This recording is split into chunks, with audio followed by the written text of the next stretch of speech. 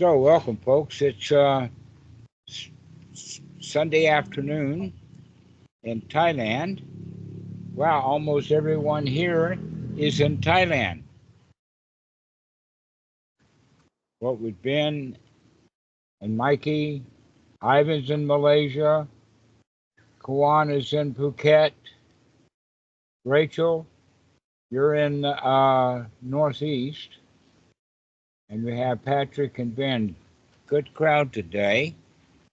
All right, so what we can speak about is ongoing or continuing talking about feelings. The Buddha, by the way, was really big on feelings. He talked about it a lot. And that one of the quality of feelings, which is actually quite strange for almost everyone, is that the feelings that you experience are not yours. What does that mean? Of course they're mine. I feel sad, I feel angry, I feel frustrated, I feel you're a dick, I feel all kinds of stuff. Okay? And the reality is that that opinion occurs because actually, in a real sense, we attach to feelings, that they are mine. We claim that they're mine. We have the opinion that they're mine, but in fact, they're just feelings. More to the point, many people are in a situation so that the feelings that they have actually control their behavior. We are out of control of our feelings. It would actually be slightly better off if they were my feelings rather than I belong to the feelings. One of the little jokes that I have is that whenever I would be out walking the dog, somebody would invariably ask, because I don't ever use a leash or a collar, and they'd say, "Is that your dog?" And I'd say, "No, I'm that dog's human. The dog is the one who was attached, not me." All right, so we can begin to see then that our feelings sort of accompany the air that we're breathing rather than they're my feelings.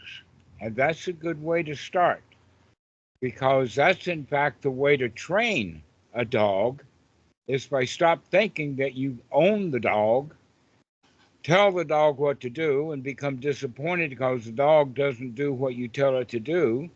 That the right way, we call it training, but it's not.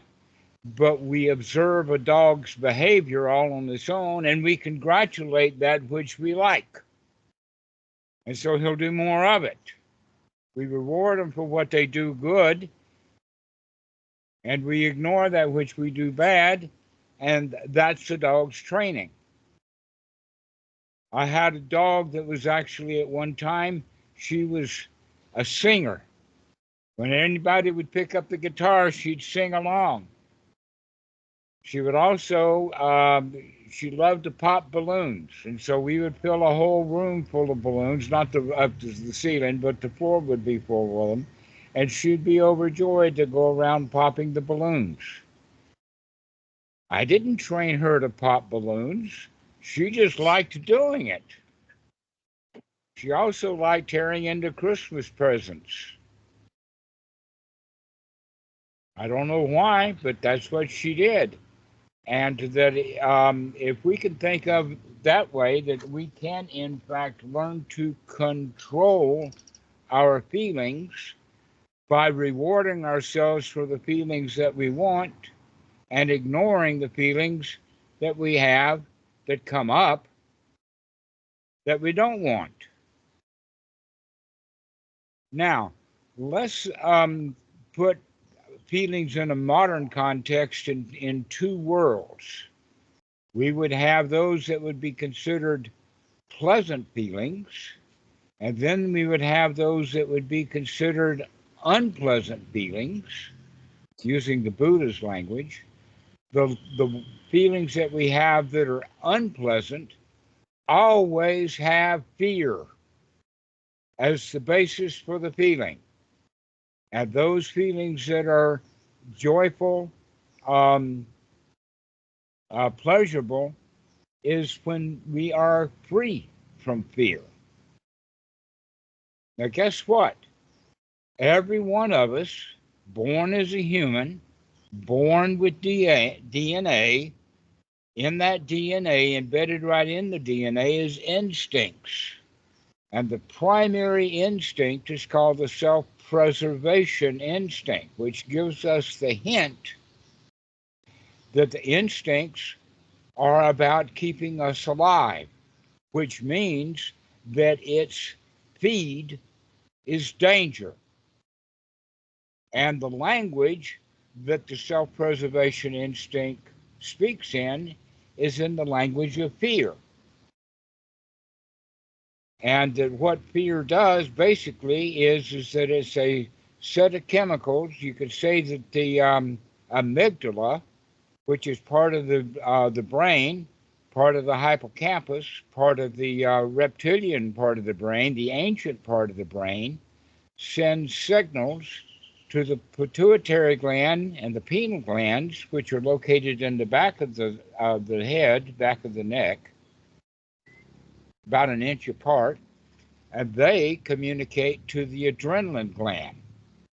And so you could say then that the chemical of fear, or the physical part of fear, is the chemical called adrenaline and its twin, cortisol. These things are produced by the adrenaline gland, but it all comes out of the mind, most specifically the amygdala. Now, the amygdala is located about eye level, a little bit below that. It's fairly big, and it kind of sits on the top of the throat. Just where the throat begins to curve, that's where the amygdala sits.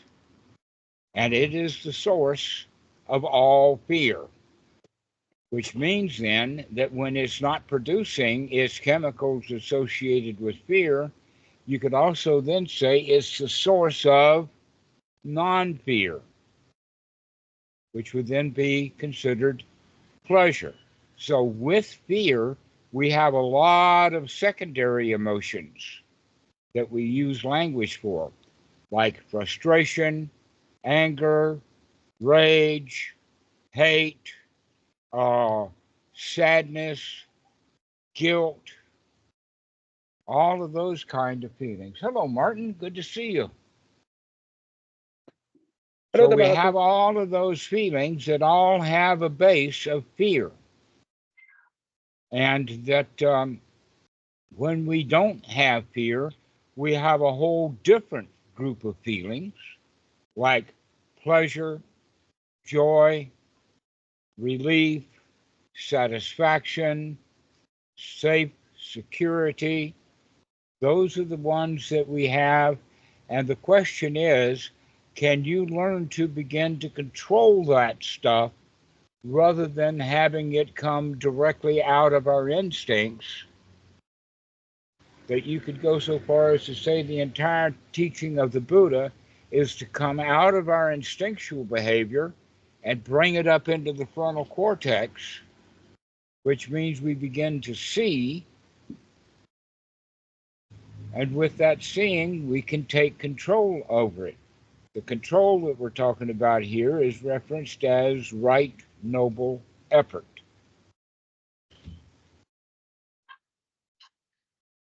So, the funny thing then is that our primary feeling is based in fear. That's our primary way of feeling. Go ahead, Karwan.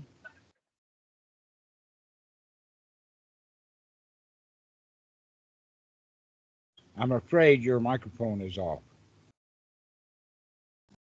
Yeah. Okay. Can you hear? Or can you hear me right now? Now. Yeah. Okay. I think now I'm practicing. As I said, I'm practicing doing some exercises to get rid of the fear, because that's my main thing. The first call that I had with you was about fear, And I feel like fear is something so smart. You know, in the last few weeks, I'm feeling like I'm becoming fearless, a little bit fearless. I talk louder, I'm bolder, but now I'm getting a new kind of fear, and now is the fear of becoming more fearless. I'm thinking, okay, what will become if I'm truly become more fearless, and what kind of things I'm going to do?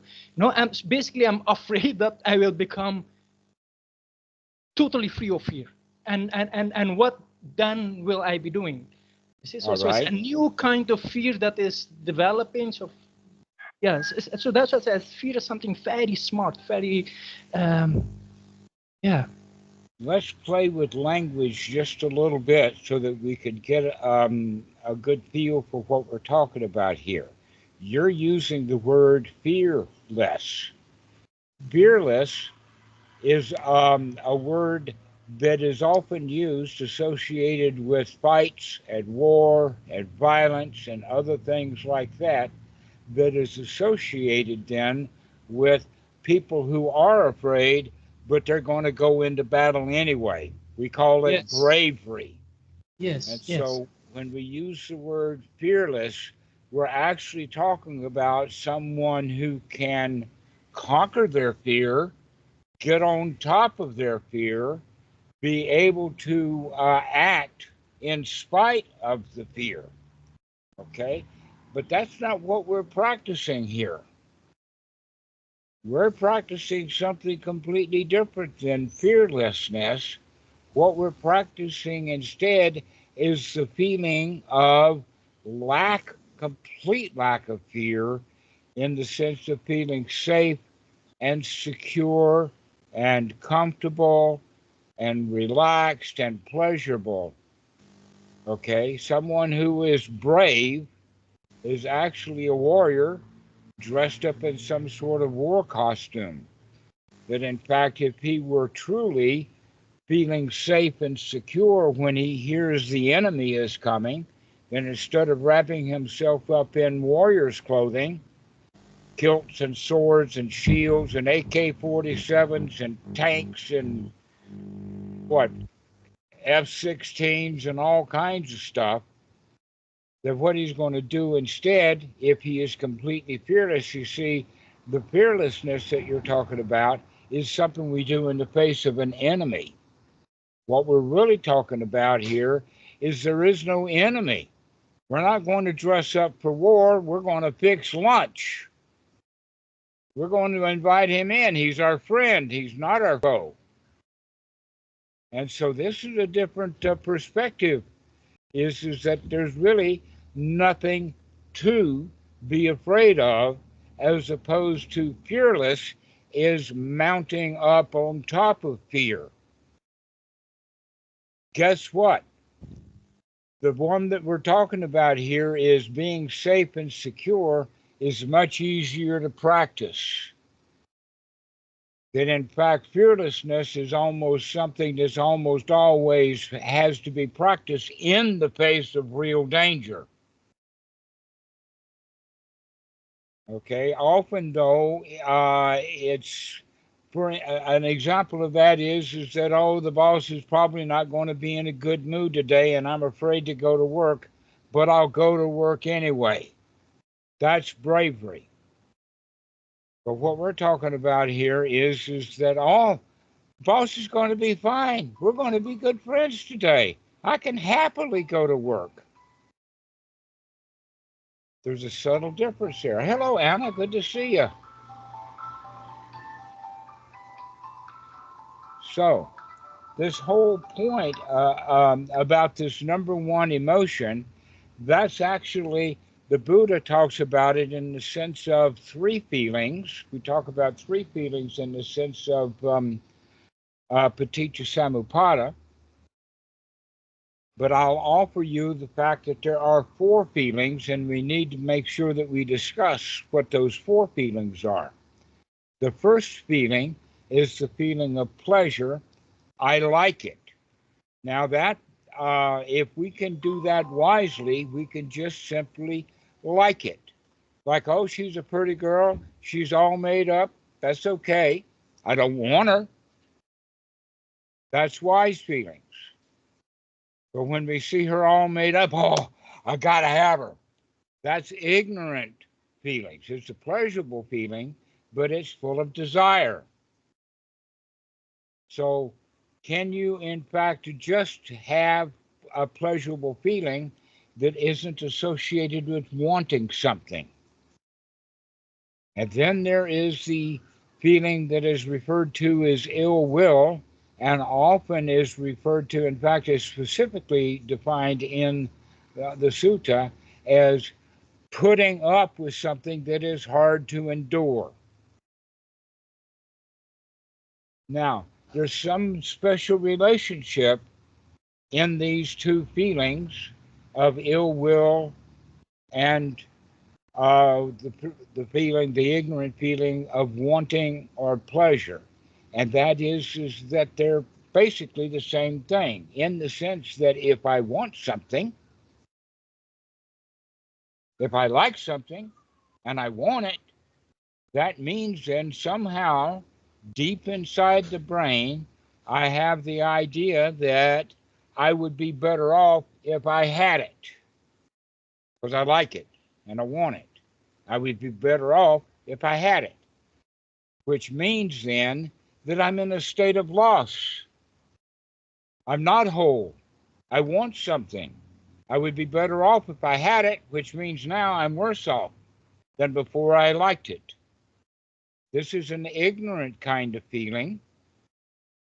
And so it winds up being a mixed bag of liking and not liking, which gives rise to the third kind of feeling that the Buddha talks about. And in the Pali, it's got both sukha and asukha, and that in the English language translations, it's translated wrongly because they call it in the English language translations a neutral feeling.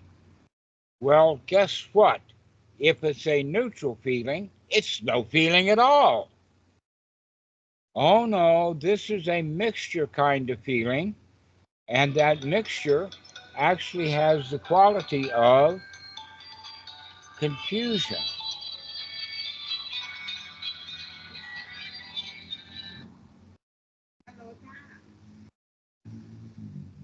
We're returning a package, so um, the quality then is this third kind of feeling. We can say it's either a mixture of I like it and I don't like it, or it's something kind of removed. I'm not sure whether I like it or not like it. And so it's a state of confusion, and that this is the state where most people spend most of their time, in a state of slight confusion. Well, guess what? We normally don't like being confused, especially if you're raised in the Western tradition. You go to school. You're supposed to know. You're supposed to have the answers to those questions. So when we don't know, we get confused and we want to know. This would then be a new kind of greed, a greed for knowing.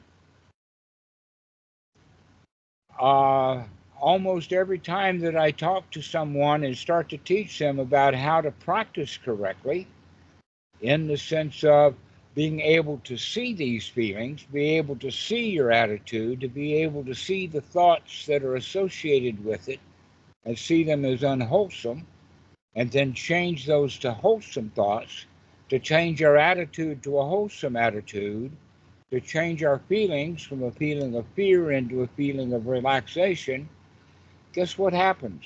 People don't immediately start to practice.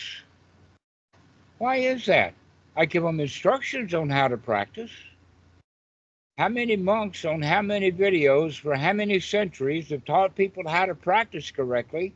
And what do we do instead of practicing correctly? We start asking questions. Why? Because we're still stuck in that state of confusion. Instead of practicing correctly to come out of that state of confusion, we give into it by saying, oh, well, what about this and what about that? I have spent sometimes an hour or more arguing with people trying to get them to start to practice. Here it is, it's an easy practice, let's do the practice.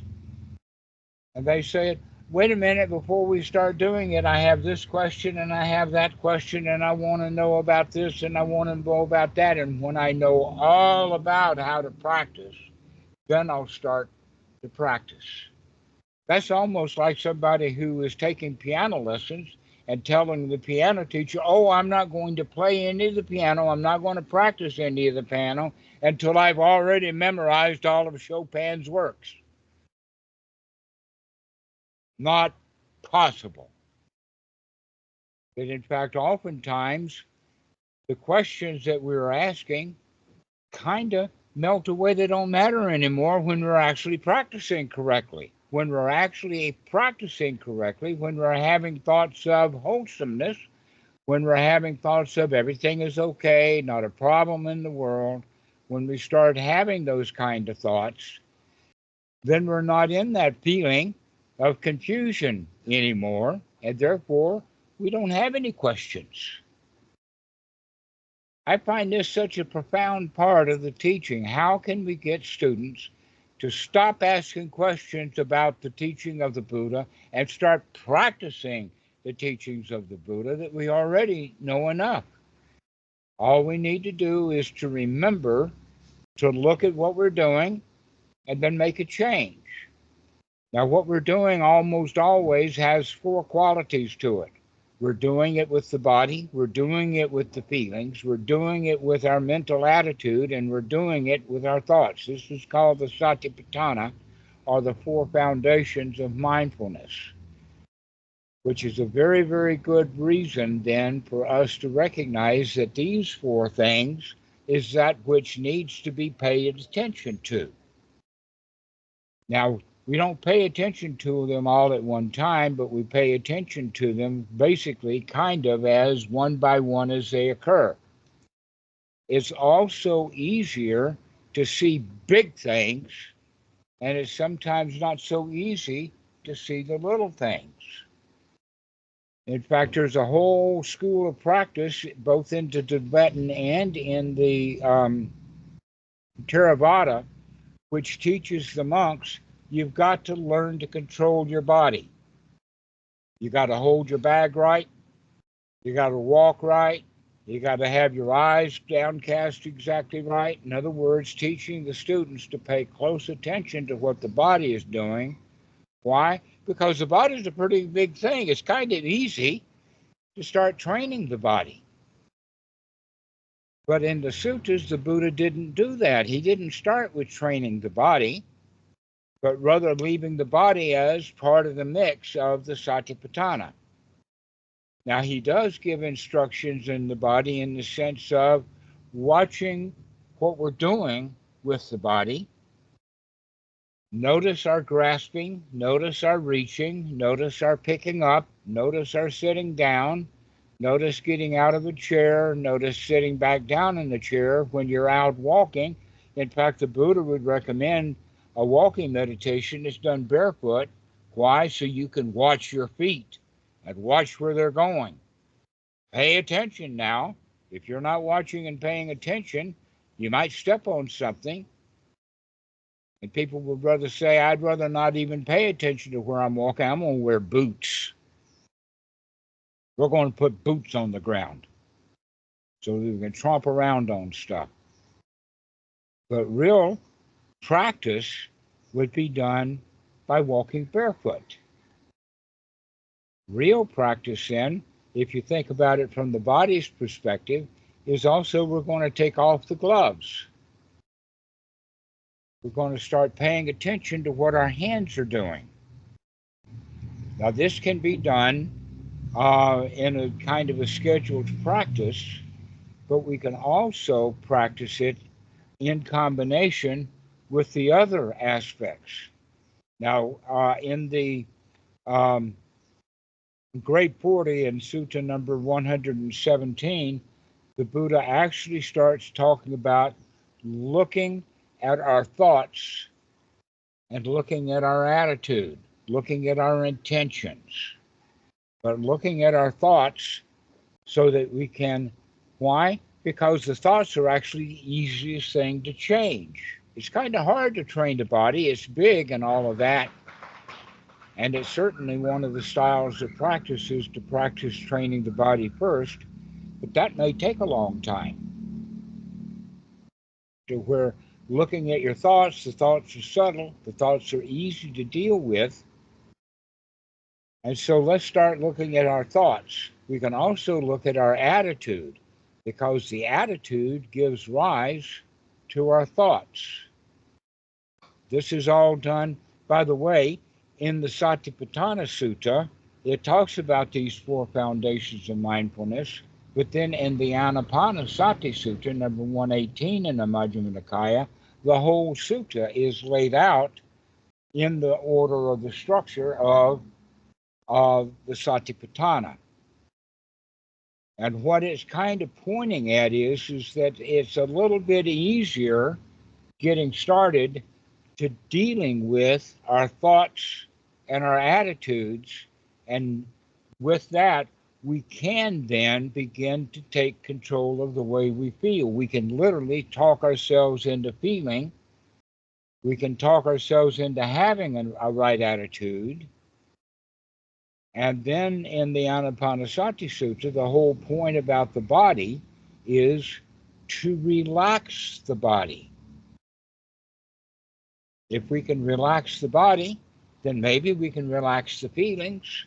We can relax our attitude. We can relax our thoughts. We're not so uptight that we can relax.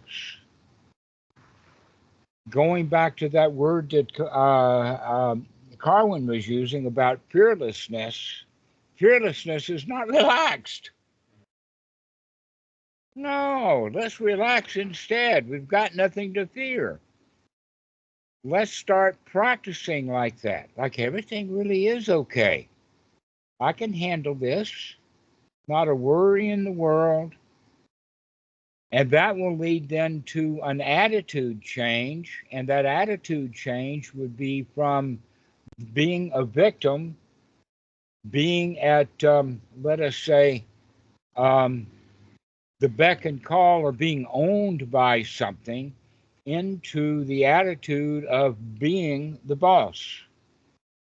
Now, Fritz Perls, early psychologists, had the concept of top dog, underdog. How many of you have ever heard of Fritz Perls? None of you guys did a master's degree in psychology during the 1960s, I can tell.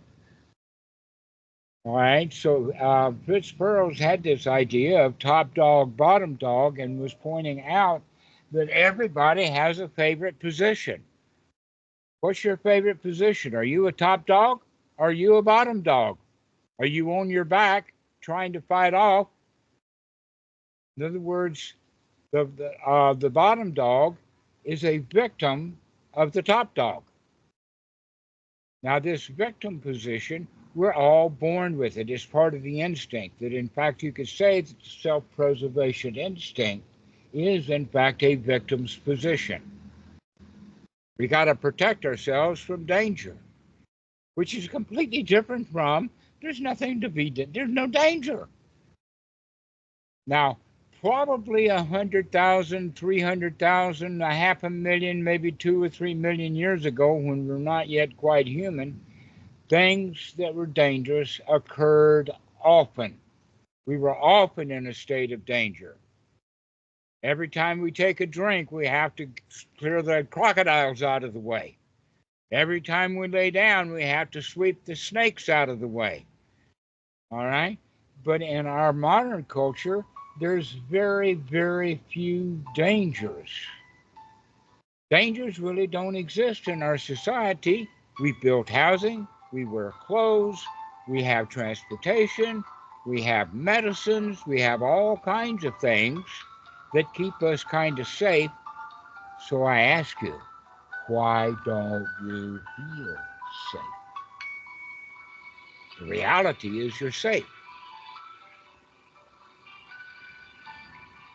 Martin, I'll get to you in a minute.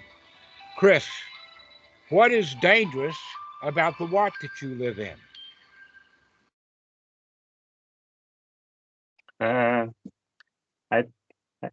I could get snake bit, and these cliffs are pretty steep. If I got too far out in the forest and I broke something badly, it'd be a bad day. I almost lost my glasses in a river once. That would have been a really bad month. I can't see at all. All right. But you don't have snakes all the time. I was No, expecting, haven't in bitten fact, yet. for you to say, oh, our what is pretty safe here. Yeah, it's okay. I'm fine. I have no fear. I mean, I have a Right. healthy That's fear. the whole point A health- is that the fear that you just brought up about losing your glasses and snakes and scorpions and whatnot like that is all in your mind right now. In other words, you made that stuff up. The reality is that there's no snakes or scorpions on your desk right now. You don't have a scorpion or spiders or anything crawling up your leg. He begins to feel maybe. Okay, so this is the reality. The reality is that there's not much danger. Most of the dangers that we find are between the ears. Martin, go ahead. I'm not sure how to say that, but sometimes the confusion I have is more doubt about the practice. You know, for example, I'm gonna have thought about taking care of myself, and in a way, I'm feeling like I'm victimizing myself. You know, why would I take care of myself if I was a champion?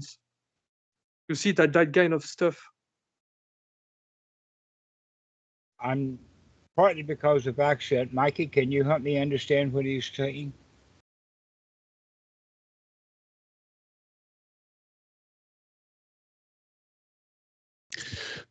Yes, what I heard was that if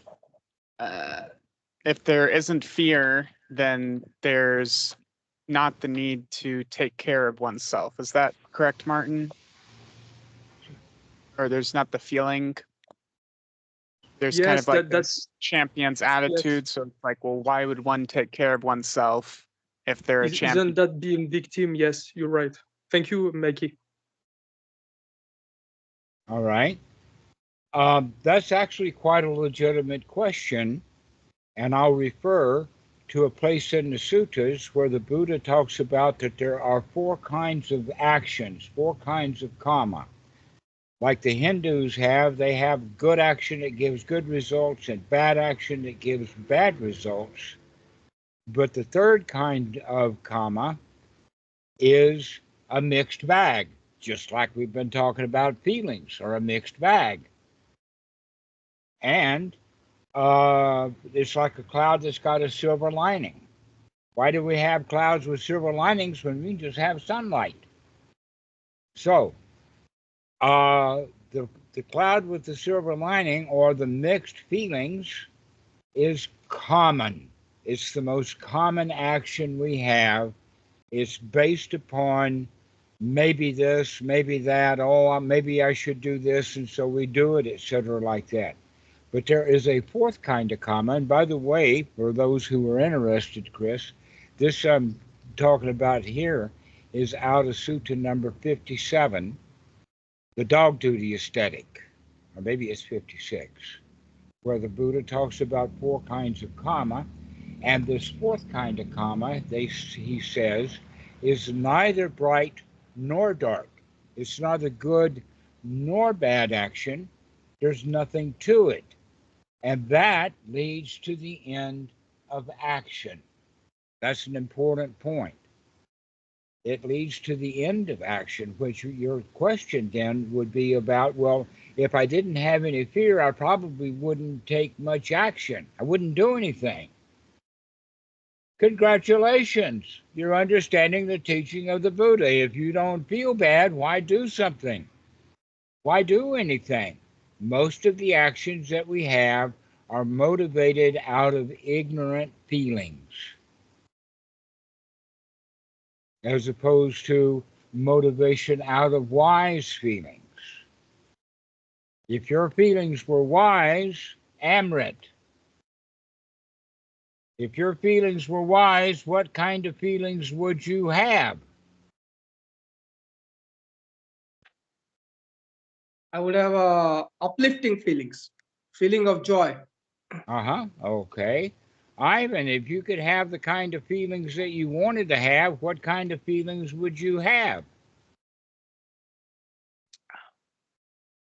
Maybe not caring. Last time I asked you this question, you said relaxation, and now you're confused. All right. So let's look at it from the possibility of maybe there is a kind of ignorance, like we've been confused. That's ignorance, and we don't know that we're ignorant. We want to know the answers. We're in a state of desire and wanting. But there is a kind of ignorance that is called wise ignorance. What is wise ignorance? Is that you don't know something. You maybe don't even know how to feel. You don't know the answer to a question. But that's okay. I'm all right. I don't know, and that's all right. So maybe we could say, well, how would you feel if you wanted to feel? How would you feel if you felt the way you wanted to feel? Perhaps the answer to that is nothing.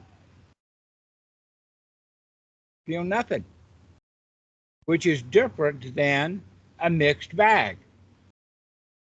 And there is certain kinds of feelings that are not feelings at all, but this is a skill to be developed. This is really, really wise, and that according to Sutra number 111, this feeling of nothing, no feeling at all, comes when we can practice perhaps up through the fourth jhana of having no perception. If we don't perceive anything, if there is no object to touch us, then that gives rise to no feeling at all. So the end of perception then is going to be the end of feelings, and you can just sit there and everything is so beautiful and I'm not thinking about anything. Then that would be a kind of feeling which would be no feeling at all. And according to the way that the sutras are phrased, that may be the best feeling at all, the feeling of no feeling. But we need to practice, because very few people can start right up there at the top. An example of that is every child is born cannot walk. How in the world can we have a champion, let's say an Olympic champion, who doesn't practice running? So normally what happens without any practice at all is that the feelings just happen ignorantly. We don't know. We like something, we want it, we feel bad because we don't have it, we're in a state of mixed feelings, we don't like that, we want to figure it out, and that whole mess of feelings, which we could call a thicket of views, a thicket of briars, we don't know what to do. But if we practice correctly, the right way to practice is to come out of fear into a state of safe and security, which then will promote the feeling of pleasure. So what I'm suggesting is that ultimately our practice comes in stages. It's a two-stage process. The first set of skills to develop is a set of skills to learn to control your feelings so that you can feel the way that you want to feel. And then as we practice even deeper and learn to really control the mind, we can bring it to a state where there's nothing much happening, nothing at all, nothing to it. Which, by the way, there's a Pali word for that called sunyata or sunyata, nothing there. Why? Is nothing there? Well, never was anything there other than perhaps reality. But everything that is there, we made it up. We perceived it. We invented it. Can you actually see that you're in the process of making stuff up? When we think of politics, we're making stuff up. When we think of religion, we're making stuff up. When we're actually thinking about and practicing anapanasati, we're making stuff up, but we've got a control over it now. It's not just happening. And as we practice deeper and deeper, we can come to the place to where we can control, so that we can control and bring stuff to a kind of a stop. Just leave it. So Martin, that actually goes now back to your position of, well, if I have no fear, what am I going to do? The answer is take a rest. Relax. You've got nothing to do. Why does our society want to keep you busy? Because all the other people, they want the fruit of your action. The boss man wants you to work at work so that he can get some higher pay, maybe even get a bigger position. He wants you to work. The guys who had castles back in the old days and had their own army, they wanted all the people to work in the fields so that they could have a bountiful harvest. And so our whole culture is based upon this. And the funny part about it is that everybody, even the wealthy, gets trapped in this system of more and more and more. And a good example right now is Elon Musk. He's just figured out that if he manipulates Donald Trump and manipulation gets the votes, he can have a whole more billions of dollars. He already had 200 billion. Now he's got 400 billion. Isn't that enough? Elon, take a break.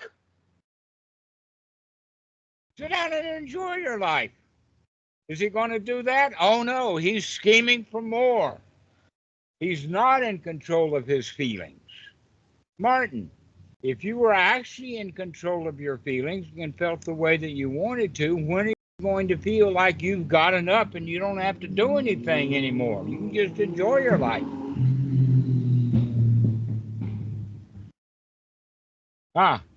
Amrit, you got your hand up. Yeah, I have a kind of one question for me. Like I'm sitting and enjoying the talk and listening. Time to time, a thought will come up about I have to clean the apartment, and then there will be a feeling of heavy feeling. Ah, no. And so, what should I do? Should I ignore the thought, or I should If you maybe are add a happy feeling skilled, to it? if you're skilled in your investigation, you'll see that thought as an unwholesome thought. Hmm. And then you'll say, oh, I don't need to think about that. I can sit here and think about nothing much. Or I can think of something pleasurable. My choice. But remember that most thoughts are part of that mixed bag. It's got unwholesome and perhaps wholesome mixed together. Or maybe it's unwholesome, but we believe that it's wholesome because we want something. And so this is why it's a skill to be developed, and it takes some time. But in fact, right from the very beginning, I can give the instructions, throw out unwholesome thoughts and have wholesome thoughts, and people will do that, and they can feel enlightened, they can feel beautiful, they can feel bountiful immediately. But then when they go off on their own, they'll start having this mixed bag kind of thought, and they'll say, oh, well, it must be a wholesome thought, but it still gives rise to action. So that's a really important point right there. That's a very, very good position, is to see that thoughts that give rise to actions are probably not wholesome.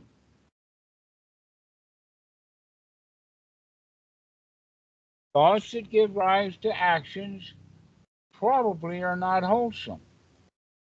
That doesn't mean that I would demand that you just stop doing everything right now, but do what you're going to do wisely. Pay close attention. Is this worth doing or not?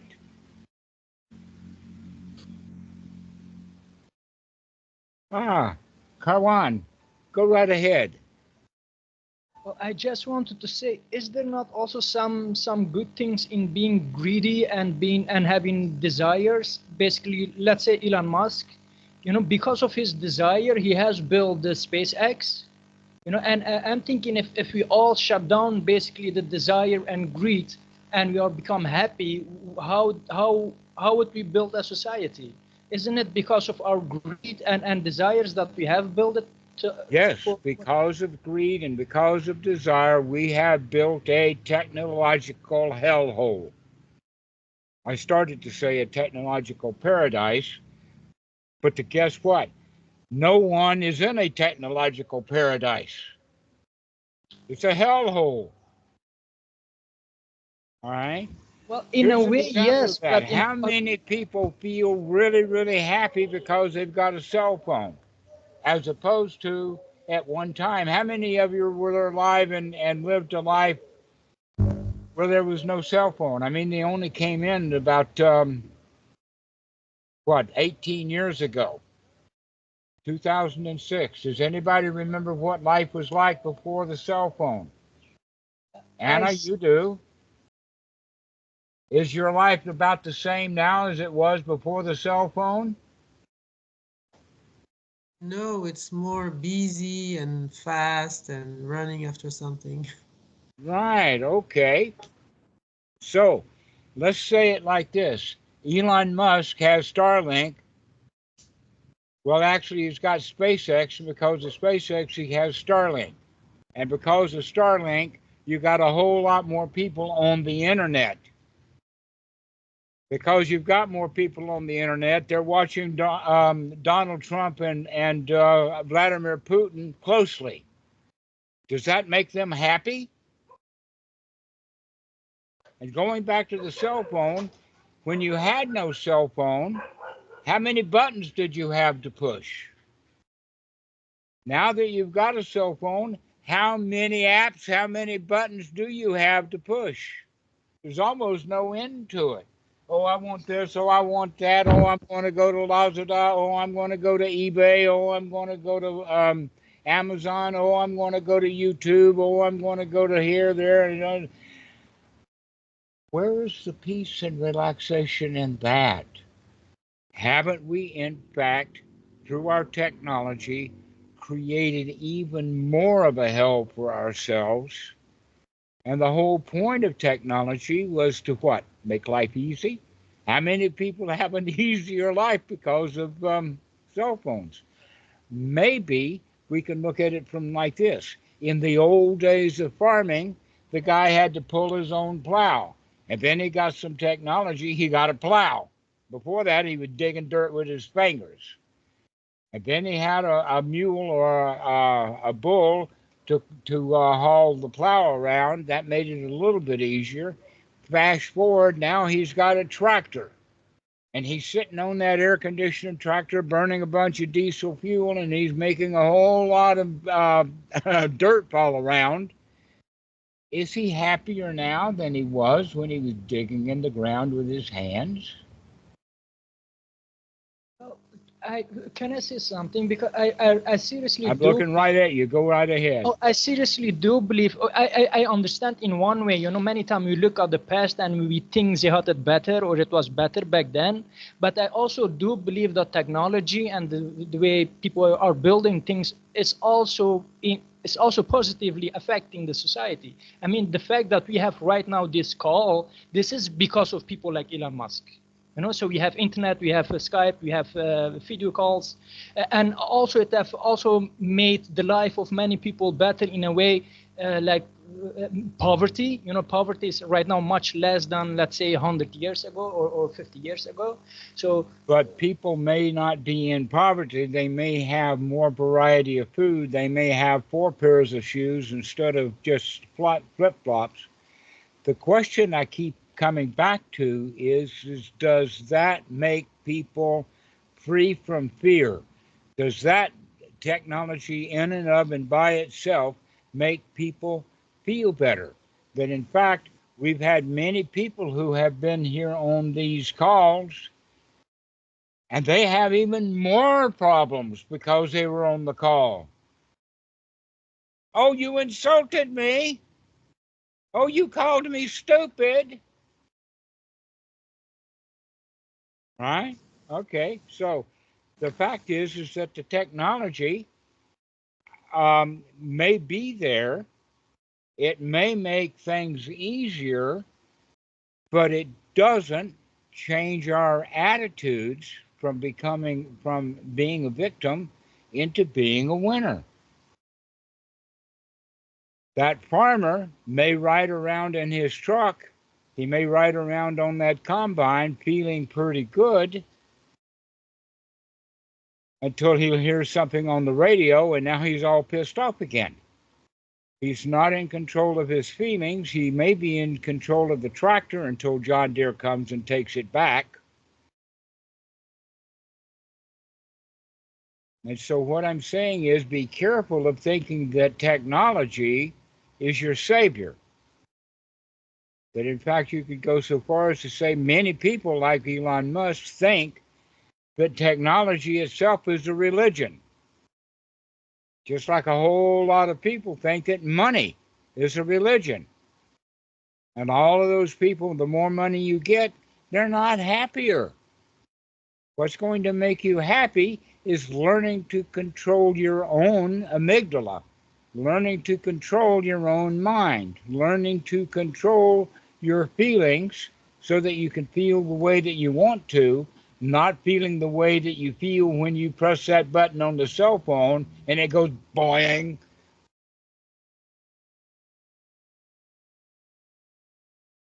So the technology is not, in fact, liberating. Money is not liberating. Yes, go ahead. Sorry, today I have a lot of questions. I know I need just to practice to be relaxed and not ask those questions, but I feel like I need to ask. Okay, well, before you ask the next question, guys, what kind of feelings does he have right now? Don't answer. Because you're asking these questions means that you do have that state of confusion, and you'll say, oh, I'll feel better if I get the answers to my questions. Guess what?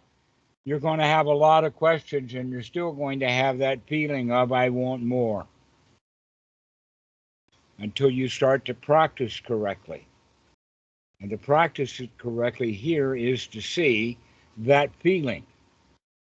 Here I am sitting in Thailand on the other side of the peninsula from you, and I can see your feelings better than you can. Why is that? It's because I've developed the skill of looking. Shall you develop the skill of looking at how you feel also, rather than giving in to those feelings? Or the other thing you can do is you can say, he's picking on me right now. This internet call is no good.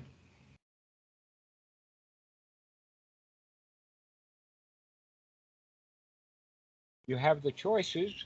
Can you have the choice of, oh, wow, I really am glad I can feel the way I want to feel. But you don't want to do that. You want to have the confusion, and you have questions. So go ahead. I'm listening. Okay, thank you. Yeah, well, my thing was... My little spiel there didn't stop his confusion, now did it? No. I'm totally aware of it. I'm aware of it, and thank you for saying that. Yeah. So I'm here to learn. That's why I'm here. I hope not. I hope you're here to learn to practice, not just learn a bunch of information. I'm not an information dispensing machine. I'm a happiness giver. I was thinking, what if, say, with technology, they built a pill, and we take that pill, and that pill affects the amygdala, and it makes basically that we don't have to do the practice. Basically, the pill does the practice for us. Because right now, No, that's like walking into the gym and talking to the trainer and says, "Oh, Mr. Trainer, put 400 pounds on that barbell there." And now you watch him put the pounds on the barbell. Is that your practice? Oh, well, I watched him do it. No. You're going to have to start, wait a minute, don't put 400 pounds on there. I can't do that. Let's put 50 on each side, and maybe I can do 100 pounds. And you start with what you can do. All right? But all of the teaching of the Buddha is about practice. You could go so far as to say everything that he teaches about dukkha, dukkha, nirodha has that quality of making one's right noble effort to make that change from the dukkha into the dukkha nirodha. But we have to look and see that these questions and these confused states of mind is a kind of dukkha. And getting answers to questions don't solve that state of mind, just like technology doesn't change your state of mind. You've got to change your own state of mind. You got to practice. You got to lift those bars mentally. Ivan, go ahead. No, I just remember some of my favorite buttons on YouTube or any website. You know, they recommend me stuff, right? And then there's always a button there that says, "I'm not interested." I love pressing that button. Ah, yes. Mm-hmm. That's probably the number one button that I push is not interested.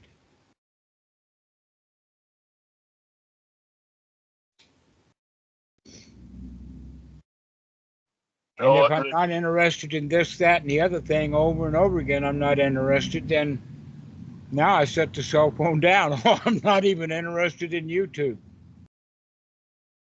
Yeah, wow, I can take a break. What a relief it is. I don't have to YouTube right now. Yeah, it's interesting to know that everything outside is trying to get you into something.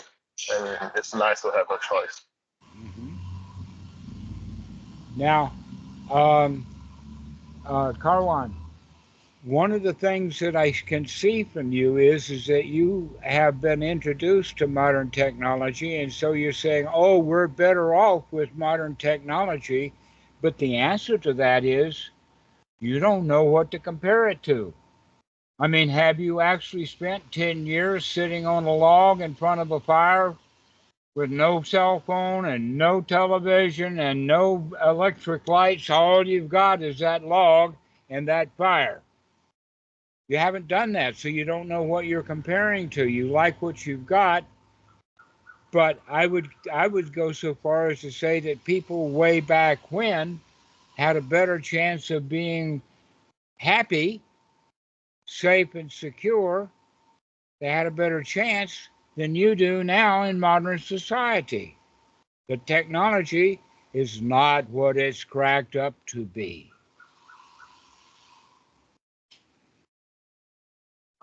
That many people who get, oh, here's an example. Many people who have money, they think that they're going to be better off with money. How many have ever heard about this? This happens commonly. It's called the lottery. And people who play the lottery and they play the lottery and they never win anything, and then they'll win maybe $20 million or $100 million. And they say, whoopee. And then they go spend money like it was unlimited. And within 3 years, they're worse off than they were before they won the lottery. How many of you have heard those kind of stories? Be careful about lotteries. They can be very dangerous. This is, in fact, why the lotteries have started doing 20-year pays. Because maybe before the 20 years is up, people will learn to stop being so proud of all their money and spending it all. Maybe the best thing to do with money is to stash it up. Put it where the thieves can't get to it. Let inflation eat your money instead.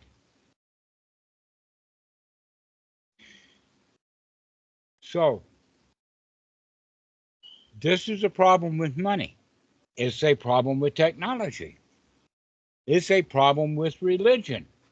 It's a problem with jobs. It's a problem with farmers. It's a problem everywhere because people think that they're going to get joy, they're going to get the information that they want out of something on the outside, to where really best joy is that which is developed within one's own heart. As Jesus said, the kingdom of God is within you. The kingdom of God is right here at hand. It's not out there someplace. If you know that, that means that now you can develop the skills to get it. You can feel good because you're practicing. So anyway, Karwan, thank you very much. You've been quite an example today of this asking questions about practice instead of actually practicing. And instead of answering your question, what I give you instead is joy. May you pick it up and wear it like a shiny new pair of feet.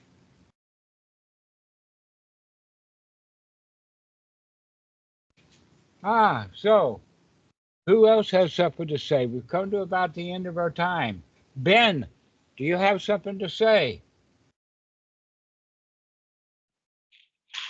No questions, Dhammarato. Thank you. Thank you for All right. Martin, how about you? Are you ready to do nothing? Yeah, I would like, yeah. How about you, Anna? Good to see you.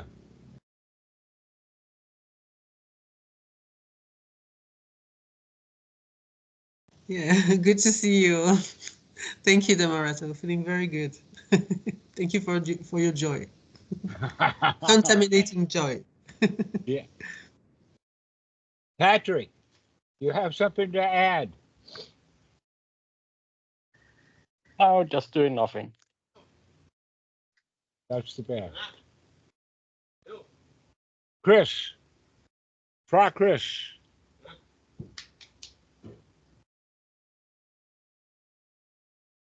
Just thank you, Dhammarato, and for everyone showing up. You know, I'm not gonna do nothing right now, but gonna go do something. All right. I think I'm gonna sweep. I think I might sweep for a while. Oh, now that's a whole lot of nothing. So, Ivan, do you have any last remark? Not really. Just kind of nice to be able to see the danger, like you said. It feels very wholesome to me for some reason. Yeah. All right, Amrit, how about you? You got something last to say? No, thanks, Dhammarato. I also have nothing to add. All right, Mikey, why don't you take this thing, let's land this plane, let's dock this ship. Yeah, thank you, friends.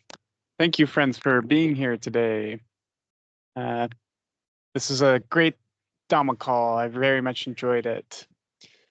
If you haven't yet, go and check out opensanghafoundation.org and click on the menu button and click community. And there you'll find groups. We have a Sangha group there where people have been posting and commenting on others' posts and liking posts. It works pretty similarly to Facebook. Dhammarato referenced it as being sort of like a Buddhist social media site. So go check it out. And of course, there's all sorts of other features as well as on opensanghafoundation.org. So yeah, set up a profile and go play with it. Got a huge PDF library also. In fact, our library is so big that it would take me hours just to figure out what's in there so that I could take a few more hours to tell you what's there, but it's huge. We've got a huge audio library. We've got a whole series of talks by monks, by Santikaro, all kinds of things in there in the audio section. Yeah, there's lots of books and audios all about doing nothing. So On the internet, on your the phone. internet. Yes. Come to the internet for nothing. all right, well, thank All right. you. Yes, thank you guys. Thank you so much. We'll see you later. Thank you, everyone. Thanks, everyone. Thanks, Dhammarato. Bye-bye. Wow, there was nothing to that.